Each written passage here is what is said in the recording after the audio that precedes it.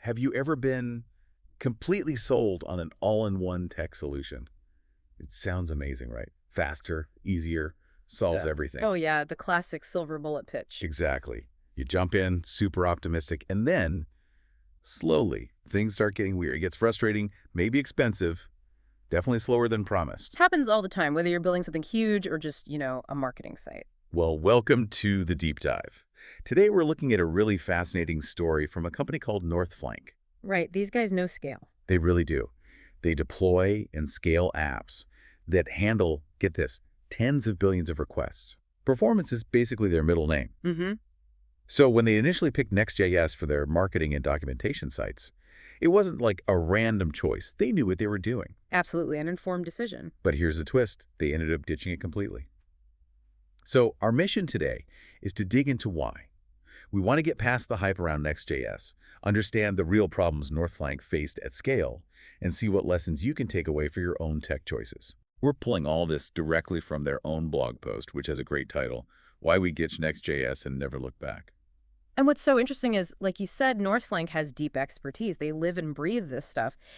Yet they still hit this huge gap between what Next.js promised and what it actually delivered. Yeah. They knew there'd be trade-offs, but the problems were unexpected and pretty severe. It really makes you think, doesn't it? Even the experts can run into trouble when a popular tool maybe doesn't hold up under real pressure. That's a great point. When does that convenience become, well, constraint? Exactly. Let's unpack that a bit more, especially this idea Northflank raises about Next.js's philosophy. They called it a framework without conviction. That's pretty strong. It is strong, yeah. They point to this history of Next.js constantly shifting its core approach. Remember, it started out all about Jamstack and static site generation, SSG, pre-rendering pages, serving static files. Super fast was the idea. Right, that was the big push. Then they pivoted, became big on serverless. Then another shift they became, as Northflank puts it, cheerleaders of SSR.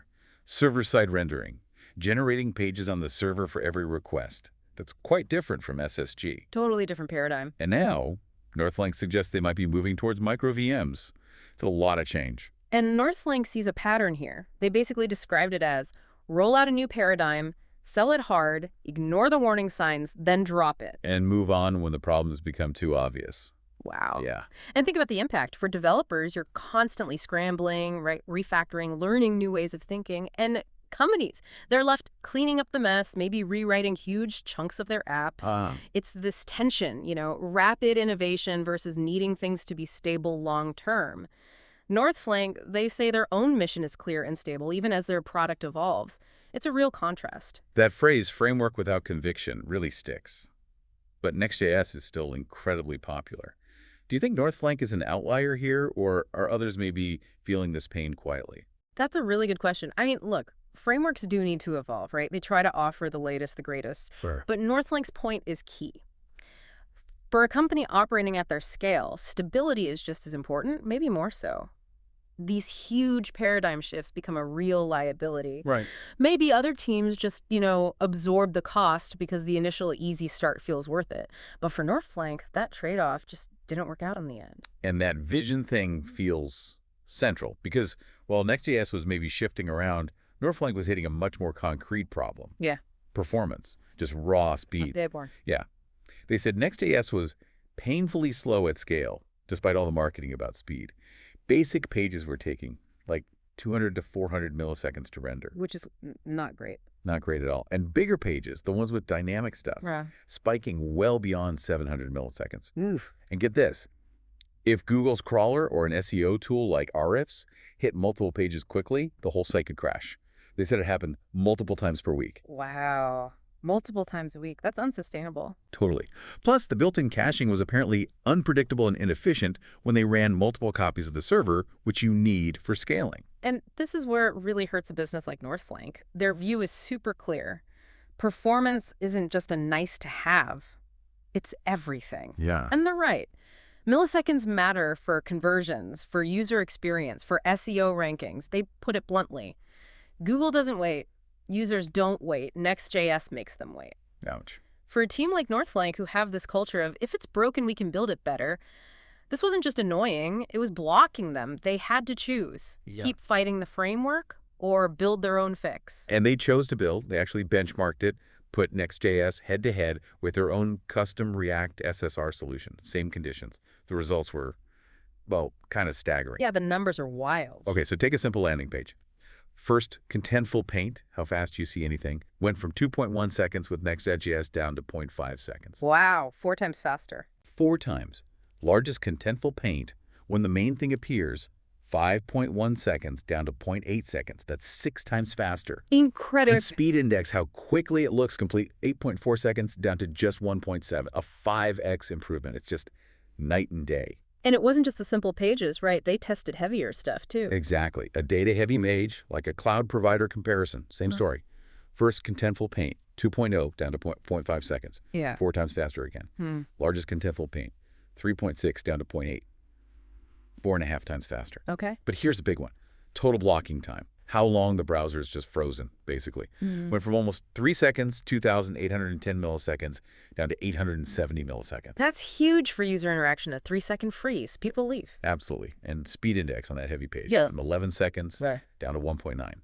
6 times faster. And they specifically mentioned, right, that sticking a CDN in front didn't fix it. Right. That's key. They said the CDN didn't solve these deeper inefficiencies. It wasn't just network lag. It was something fundamental to how Next.js was working. That really tells you something about the core issue. Those numbers just lay it bare, don't they? Yeah. But the performance hit caused another almost ironic problem, SEO. Yeah, the exact opposite of what Next.js is supposed to be good for. Right. It's marketed as good for SEO because of SSR and SSG, but Northflank found that if your page takes ages to render, Google just doesn't care how it was rendered. It's just slow. Exactly.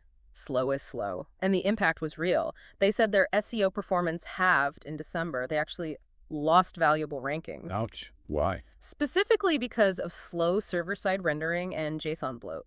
That JSON bloat thing means Next.js was apparently sending way too much data to the browser, which choked the rendering process. Gotcha. So it wasn't just slow servers, it was heavy pages too. Yep, and the outcome. Google was actively penalizing us for slow speeds. And it wasn't just Google. Their own customers were complaining about the documentation site being slow. That's bad. It really is. It's that marketing hype masping systemic inefficiencies, as Northflank put it. The SEO promise just fell apart because of the poor performance reality. Okay, so performance is tanking, Yep. SEO is suffering, customers are noticing, and then they try to figure out why. And that's when it got even worse. Ah, the black box problem. Exactly. They said when the site crashed, they got no useful errors. Yeah. When things slowed down randomly, they couldn't pinpoint why. And worst of all, no good ways to debug slow renders. Just nothing. Stuck. Yeah, that's incredibly frustrating for any dev team. You're just flying blind. And that's when Northflank hit that turning point. They stopped asking, how do we fix this Next.js bug? And started asking. Why are we even using this? That fundamental question. Yeah. And honestly, hitting that black box wall where you're fighting your tools instead of solving the real problem, it's demoralizing. It makes you question everything, which, leads to a good question for you listening. How much control do you really need? Are you okay with that black box sometimes for the sake of convenience? Or does the why eventually force your hand? That's a powerful shift. For Northflank, the pain started really hitting home with their documentation platform first. It was incredibly slow. Customers noticed, they noticed, SEO rankings definitely noticed. Then the same problems hit their main marketing site. It was spreading. They just reached a point where something had to change. Yeah, the breaking point. Yeah. And they saw 2 paths. Keep fighting Next.js, patching things up for maybe months, or rip it out and build something better. And they chose to rip it out. Wow. Just like that. Decisive action. It shows real conviction in their own team's ability, And the alternative they chose is also really interesting. It wasn't some other trendy framework. No. What they do? They built their own server-side rendering system using plain React and Express. Wait, plain React and Express? Yeah. For everything? That sounds like a lot of work. You'd think so, right? But their reasoning was refreshingly direct. They basically said, we already knew how to build SSR. It's not hard. Okay, confidence. Yeah, it really speaks to understanding the fundamentals versus just relying on layers of abstraction. And check out how fast they did it. 3 days to replace Next.js for docs. 3 days. And a couple of days to replace it for our marketing site. That's astonishingly fast. It really is. And the result, page is rendering in 20 milliseconds instead of 700 milliseconds. 20, down from 700. Exactly. It just shows what's possible when you have that deep expertise and you're willing to take control, build something simpler that directly solves your problem. Okay, so that speed highlights the benefit, but let's talk costs. Northflank also pointed to the real cost of Next.js and Vercel. Right, because they're often seen as a package deal. They argue that a lot of Next.js features work best, or sometimes only, on Vercel's platform. Creating a kind of lock-in. That's what Northflank suggests, yeah. A lock-in with what they called expensive hosting. Plus, they found scaling Next.js itself was a headache. Why? Specifically mentioned bad cache invalidation across multiple replicas. Basically, when you have multiple servers running, keeping their caches in sync was problematic with Next.js in their experience. Okay. That's a classic scaling challenge. For sure. And it all leads to Northflank's conclusion that Next.js makes it easy to start, but harder to grow. That initial ease hides scaling complexities and costs down the line. But their own DIY approach, that painted a very different picture. The results after switching were pretty dramatic. Yeah, a complete turnaround. Their SEO rankings bounced back. Why? Because, surprise, surprise, faster site, happier Google. Makes sense. Pages loading 50x faster, that 20 meters versus 700 meters number. Incredible difference. No more crashes when a crawler visits.